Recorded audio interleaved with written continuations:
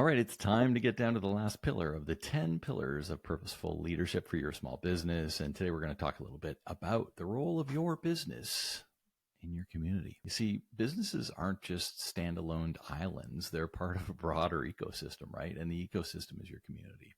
Whether you have a physical location business or whether your business operates in a virtual community, it's still a community. And you may think your primary responsibility is to generate a profit. And it's true, you do need to generate a profit in your business. But here's the deal.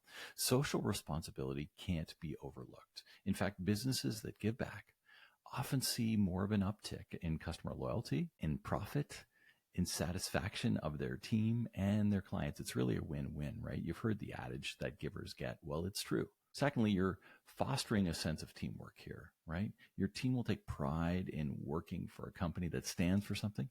So you want to give them a chance as often as you can to maybe volunteer during work hours or support causes that they care about, and watch the team morale of your business soar. Really, that's part of being a good leader, right? You want to boost morale, and this is one of the ways you can do that. And let's get tactical here as well. And this series is all about action items that can help make you a better leader. Well, this is where your unique skill set can come into play. Say you run maybe a tech company. How about offering some free coaching classes to underprivileged kids on how to code, for example? Or maybe you're in the food industry and you can give back to your local food bank, excess food. And at Chewtopia, we have set up with our local food bank as well. And it's not necessarily to give food, although we do some food drives throughout the year. It's more around having a box that people can bring their footwear that they're not using anymore to our stores. We clean it up, we fix it up, we get them all ready and give them back to underprivileged people through the food bank in our local communities. So that's going to help them get what they need in order to have a better life, right? Let's say you run a plumbing company. You can use your expertise to give back in several ways. Maybe you could offer a free plumbing workshop for local residents, teaching them the basics of maybe some home repair. Maybe they can't afford to hire a plumber at this point in time, and they just need a small fix that you could help them along the way with. It not only educates your community, but also positions your company as the expert in the field. So for the people that are willing and wanting to pay, or when this person maybe can afford, they're going to go to you down the road, right? You could also collaborate with local charities to provide free or discounted services, maybe to low-income households. Just imagine the relief maybe a struggling family would feel if you could fix a significant issue that they had to live with simply because they couldn't afford to address it in the past, right? That kind of goodwill reverberates far beyond that single act. And it could really start with just a quick phone call to your local not-for-profit housing authority in your area if you are a service-based business, right? If you're not sure which cause would be the best fit for your business, why not just ask your team? They're part of your community too, right? They might have insights and local needs that you haven't even considered. Getting them involved could even spark this company-wide initiative maybe and boost the morale and bring them even closer together as a team. And when you have a close team working with common goals, it makes a difference. And your customers see that too, right? These kind of initiatives can go and generate some serious PR for you as well. We've had the good fortune to be in the local newspaper several times for some of the things that we've done in the past. And, from those perspectives, you can't pay for that kind of advertising. Doing good and talking about it helps you normalize these kind of acts within the business community. And it's a win-win for the broader community. And you can get your other business friends on board too. There's also something to be said for the networking opportunities that arise for engaging with your community, right? Whether it's meeting other business owners at charity events, maybe going to get to know local leaders around these events. The relationships can provide a lot of value down the road. So what's stopping you from getting involved? Take a step back and look at your community. What are the issues that you can help address, right? We've discussed a lot here, but don't get overwhelmed. Break it down.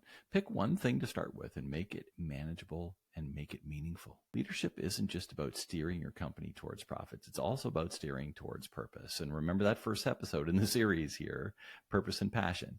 Don't underestimate how these acts of community involvement can galvanize your role as a leader. When your team sees you taking a stand, getting involved and making a real impact, they're ready and going to want to stand up as well. Leadership in this case is really contagious and interesting when you start looking at it. How do you incorporate all of these elements into your business model? Well, start by setting a budget. I think that's a good place to start, really. I know that it's a word that nobody wants to hear, but hey, we've got to be realistic. You can't do everything and you can't help every single person. So decide what portion of your profits you can allocate towards community engagement and build a strategy around that. And it might not be big, but that's okay. You got to start somewhere, and it's okay to start small. You could initiate maybe a quarterly community day where your team volunteers for a chosen cause. And maybe it's even just cleaning up the ditches along the road outside of your business. It doesn't have to take a lot of money. You might be thinking, this all sounds great, but who's got the time? I guess the trick really is to integrate the initiatives into your existing operations, really. If we go back to the plumbing business, for example, maybe there's a way to fit in a small community project between jobs, or perhaps part of your team could tackle it as a training exercise down the road. Or, there are so many ways to work on this sort of stuff. It's time to wrap up this entire series here. And leadership is not just a one size fits all cap that you put on. It's a tailored suit stitched together with various qualities that we've discussed through this 10-part series here, right?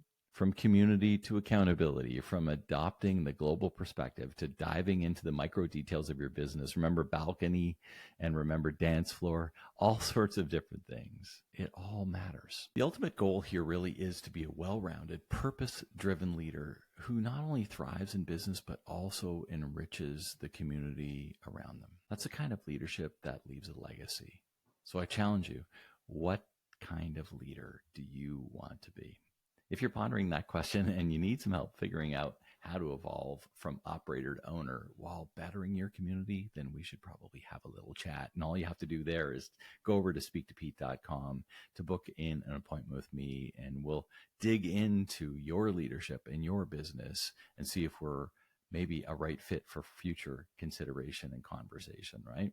It's time to evaluate not just your business, but your entire life, and being a leader and being a good community citizen. If you want a summary of this series, I just crafted up a little quick download on the 10 pillars, and you can download it at simplifyingentrepreneur.com/10 pillars. That's written out TENPILLARS. Just go to simplifyingentrepreneur.com, my website, /10 pillars, and you can download it over there. You don't have to do all 10 right away. But I think I'm going to leave you with this. Think of which one you're going to focus on this quarter, and then go and make it a great day.